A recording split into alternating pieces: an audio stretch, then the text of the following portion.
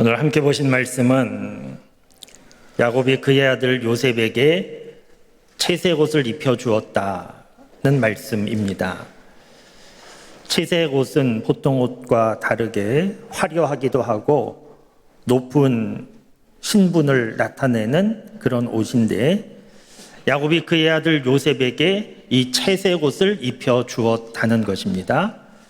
채색 옷을 입혀준 이유도 기록되어 있는데, 오늘 말씀 3절에 그 이유가 기록되어 있습니다. 오늘 자막을 3번 정도 볼 건데, 오늘 자막은 우리 함께 예배드리는 교회학교 영아부부터 청소년부 학생들이 읽어주면 좋겠습니다. 우리 영아부부터 청소년부까지 교회학교 학생들이 큰 소리로 한번 읽어주시면 좋겠습니다. 함께 읽겠습니다. 요셉은 노년에 얻은 아들이므로 이스라엘이 여러 아들들보다 그를 더 사랑함으로 그를 위하여 채색 옷을 지었더니, 야곱이 그의 아들 요셉을 위하여 채색 옷을 입혀주었는데, 그 입혀준 이유가 무엇인가 하면 그를 사랑하여 그를 위하여 채색 옷을 입혀주었다는 것입니다. 충분히 이해할 수 있는 마음이지 않습니까? 부모님들은 누구나 자녀에게 좋은 것 주기를 원합니다.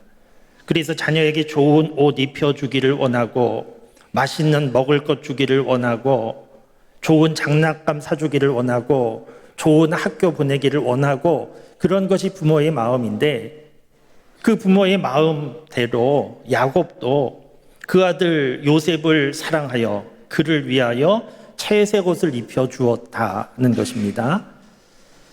그런데 이 아버지 야곱의 기대와 달리 아버지는 아들을 사랑하여 아들을 위하여 채색 옷을 입혀 주었는데, 이 일로 인하여 요셉은 오히려 삶에 문제가 생기고 힘든 인생이 되고 말았습니다. 그러니까 아버지 야곱은 사랑해서 그 사랑하는 마음으로 채색 옷을 입혀준 것이 정작 아들 요셉의 인생에는 문제가 되고 어려움이 되었다는 것인데, 왜 그렇게 되었는가 하면 이것은 야곱의 가정의 복잡한 가정사가 있기 때문입니다. 야곱의 아내는 4명이었습니다. 요즘에는 이렇게 아내를 많이 둘 수 없지만 예전에 아내를 많이 둘 수 있던 시대에 야곱의 아내가 4명이었고, 그 4명의 아내를 통하여서 12명의 아들과 1명의 딸, 13명의 자녀를 두었습니다. 그런데 문제는 무엇인가 하면 야곱이 이 13명 자녀 모두에게 채색 옷을 입혀준 것이 아니고 요셉에게만 채색 옷을 입혀주었다는 겁니다. 야곱의 4명 아내 가운데 야곱은 라헬이라는 아내를 더 사랑을 했고, 이 라헬과 관계 속에서 태어난 아들이 요셉입니다. 그리고 사랑하는 아내 라헬은 요셉의 동생 베냐민을 출산하다가 죽었습니다. 그러니까 야곱의 입장에서 사랑했던 아내, 지금은 죽어서 볼 수 없는 라헬의 아들이 요셉이었기 때문에 야곱의 입장에서 요셉은 특별한 아들이었고 특별히 사랑하는 아들이었고, 그래서 요셉에게만 채색 옷을 입혀 주었다는 겁니다. 그런데 요셉은 야곱의 형제들 12명 가운데 몇 번째였는가 하면 11번째 아들입니다. 위로 형들이 10명 있습니다. 10명의 형들은 채색 옷을 안 입었는데 11번째 동생인 요셉이 채색 옷을 입고 있는 겁니다. 요셉은 기분 좋았을 겁니다. 나름대로 자랑도 했을 겁니다. 그런데 동생 요셉이 채색 옷을 입고 있는 것을 본 형들의 마음은 어떠했겠습니까? 그 형들의 마음도 오늘 말씀에 기록되어 있는데, 오늘 말씀 4절에 기록되어 있습니다. 우리 교회학교 자녀들, 아까는 내가 자녀인지 잘 몰랐던 것 같은데 우리 교회학교 자녀들 큰 소리로 한번 읽어주기 바랍니다. 그의 형들이 아버지가 형들보다 그를 더 사랑함을 보고 그를 미워하여 그에게 편안하게 말할 수 없었더라. 형들도 보았습니다. 아버지가 요셉을 더 사랑하는구나, 요셉을 특별히 사랑하는구나, 형들도 보았습니다. 그래서 형들이 어떻게 반응했는가 하면, 아버지가 특별히 사랑하는 요셉을 우리도 특별히 사랑하자, 이렇게 반응한 것이 아니고 우리는 특별히 미워하자, 이렇게 반응해서 미워하기 시작했다는 겁니다. 형들은 요셉을 미워하고 시기 질투하고 그러다가 요셉을 애굽의 종으로 팔아버립니다. 애굽의 종으로 팔려간 요셉은 거기서 또 억울한 누명을 쓰고 감옥의 죄수의 신분으로 갇히게 됩니다. 그러니까 요셉은 부모님의 사랑을 받던 아들에서 종으로 팔려가고 감옥의 죄수로 갇히고 요셉의 인생은 완전히 무너지는 인생이 되었습니다. 그런데 참 놀랍고 중요한 것은 무엇인가 하면 요셉의 인생이 이대로 끝나지 않았다는 겁니다. 이대로 끝나지 않고 요셉의 인생에 놀라운 반전이 일어나는데, 요셉은 종으로 팔려간 그 나라의 총리가 되는 있을 수 없는 놀라운 반전이 요셉의 인생에 일어나게 됩니다. 이게 자연스러운 일이 아니지 않습니까?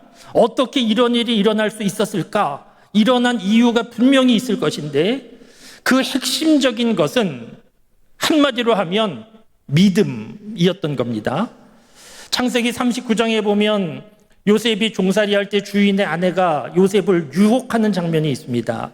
주인의 아내가 아름다운 여자였을 겁니다. 요셉은 혈기왕성한 청년이었습니다. 집에는 아무도 없었습니다. 유혹에 넘어가기 쉬운 상황인데 요셉은 유혹을 거절했습니다.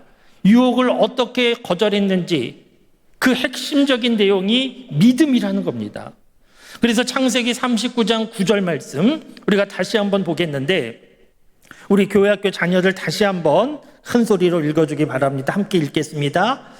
이 집에는 나보다 큰 이가 없으며 주인인 아무것도 내게 금하지 아니하였어도 금한 것은 당신뿐이니 당신은 그의 아내임이라.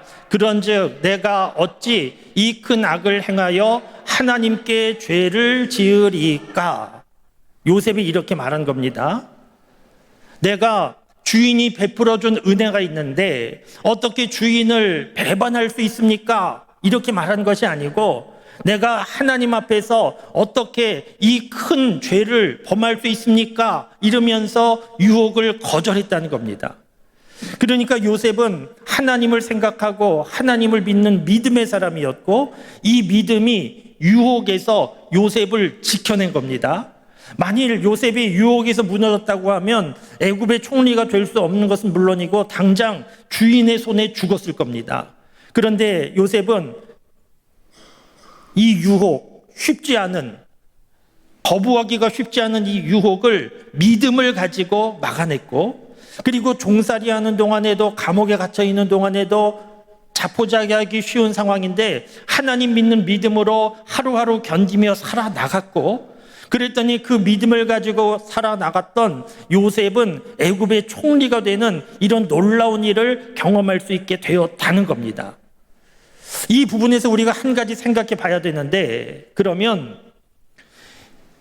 요셉의 무너진 인생을 바로잡고 무너지지 않도록 회복시켜준 능력이 믿음인데, 요셉의 이 믿음은 어떻게 생긴 것일까?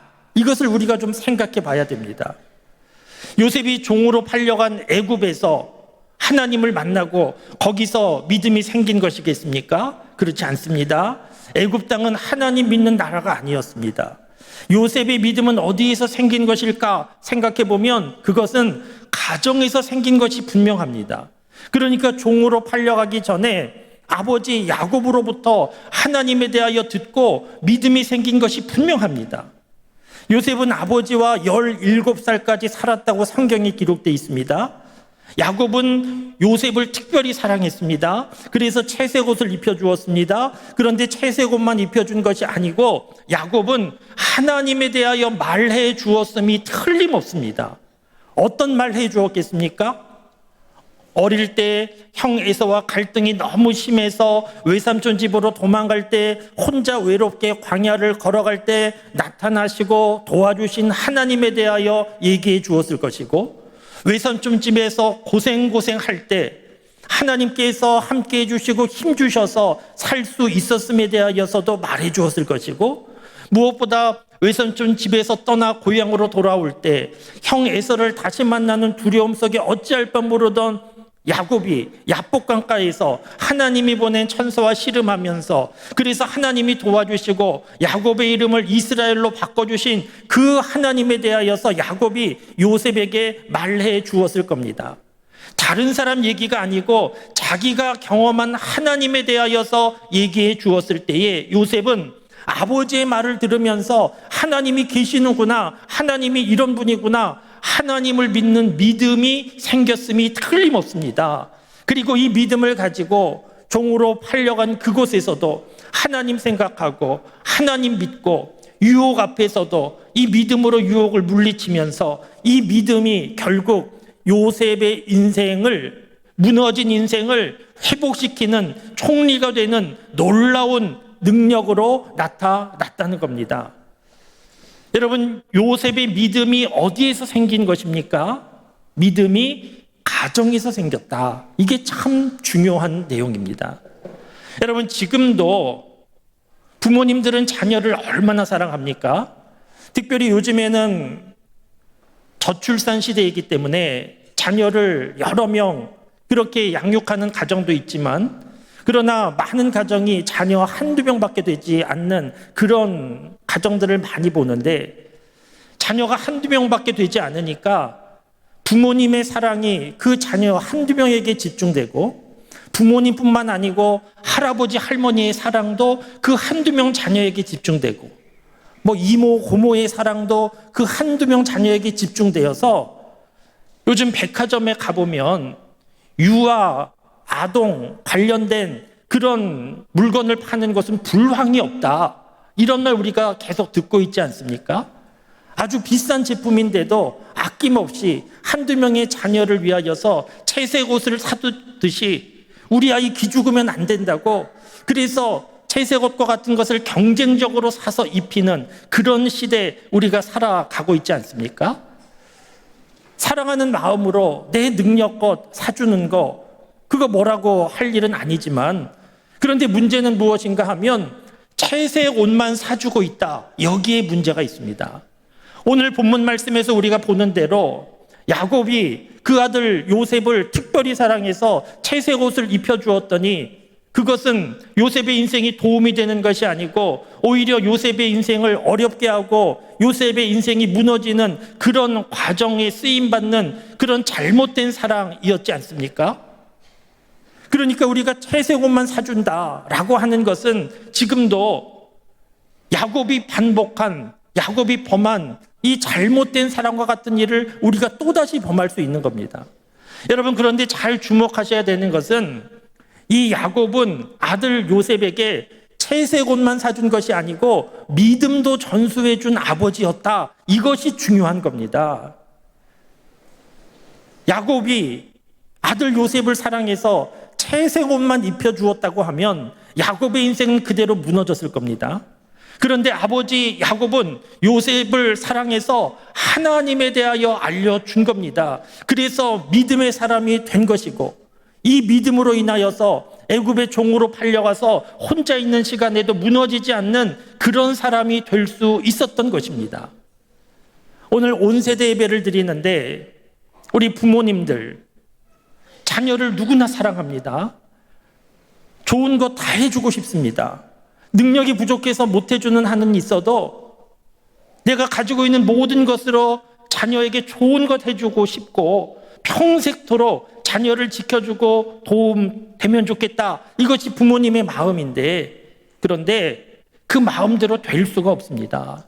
자녀들은 부모의 품을 떠나게 될 것이고 혼자 지내는 시간도 많아질 것이고 그러다가 감당할 수 없는 인생의 문제도 만나게 될 것인데, 이럴 때 자녀들의 삶에 능력이 되는 것은 부모가 해준 채색옷이 아니고 부모로부터 전수받은 믿음이 자녀들의 삶을 지키고 능력이 된다라고 하는 것을 부모님들은 꼭 기억하실 수 있기를 바랍니다.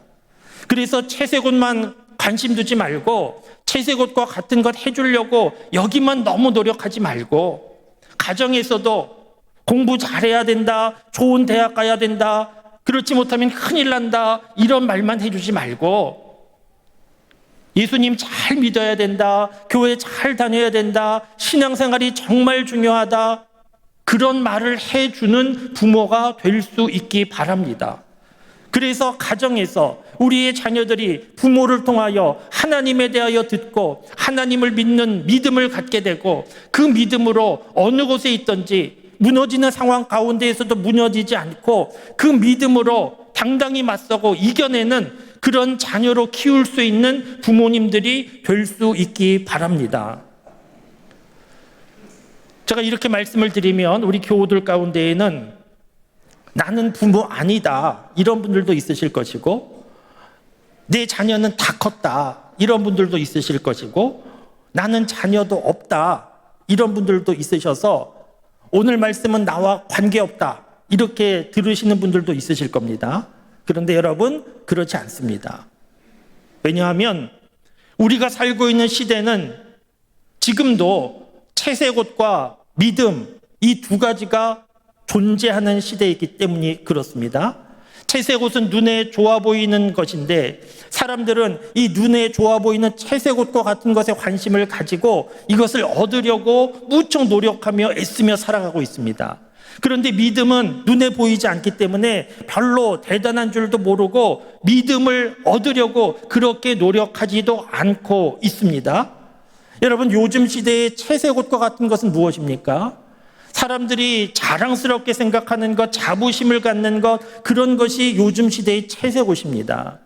많은 사람들이 명품 가방을 좋아하고 옷을 입기를 원하고 또 좋은 브랜드 신발을 신는다든지 명품 차를 타고 다닌다든지 사람들이 알만한 브랜드 아파트에 산다든지 이런 것에 대하여서 자랑하고 자부심 느끼고 그렇게 살아가고 있지 않습니까?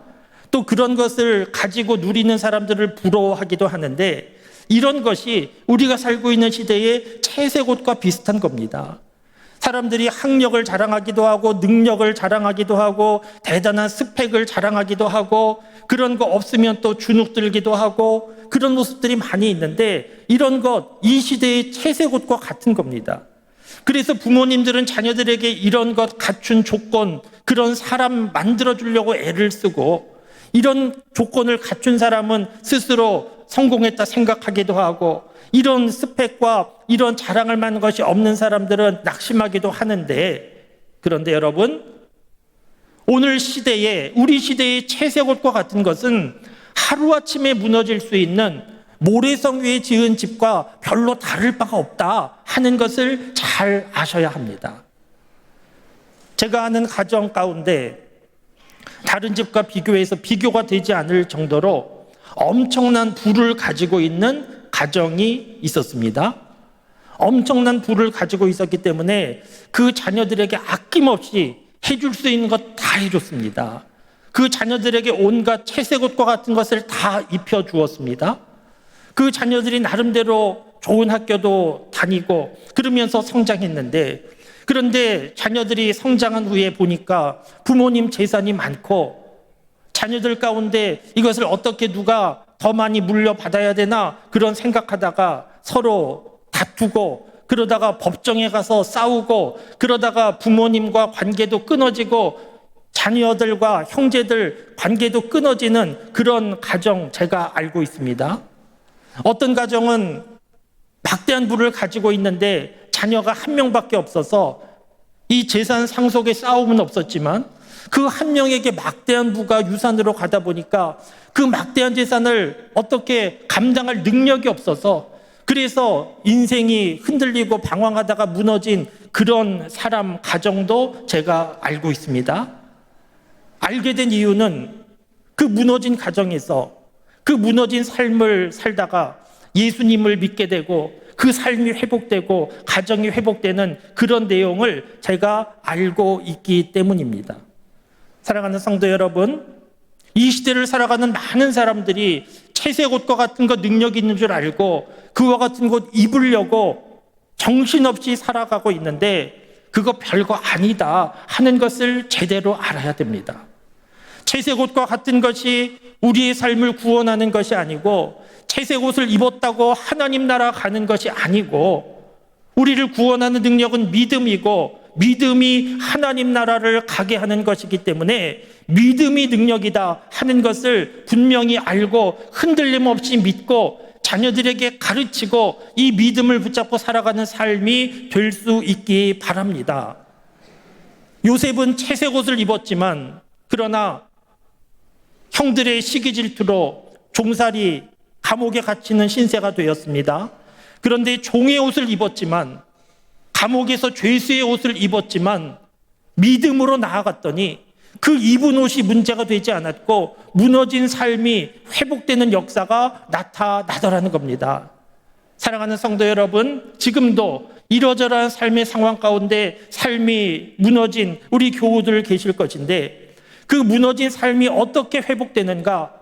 채색 옷과 같은 것을 다시 입음으로 회복되는 것이 아니고 하나님 믿는 믿음으로 그 믿음으로 하루하루 살아갈 때 하나님이 도와주시고 하나님이 회복시켜 주셔서 그래서 믿음의 능력으로 회복되는 줄을 분명히 믿으실 수 있기를 바랍니다.